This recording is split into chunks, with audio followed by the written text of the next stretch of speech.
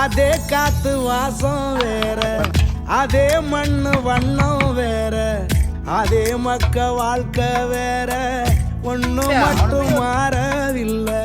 மத்த நாட்டு சுவையெல்லாமே ஒத்த வேலை உடைய போல, சுத்தமான நம்மூர் சுவையோ ஆத்தா தந்த உசுர போல.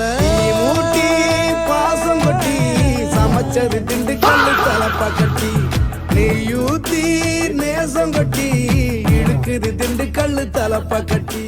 A few moments later. நான் சொன்னேன் அங்க வாசனை முச்சு தான சொன்னேன். அப்பே சொன்னானா நிக்கி சொன்னானா சொல்றானுங்க எல்லாத்தையும் இவரு இப்படி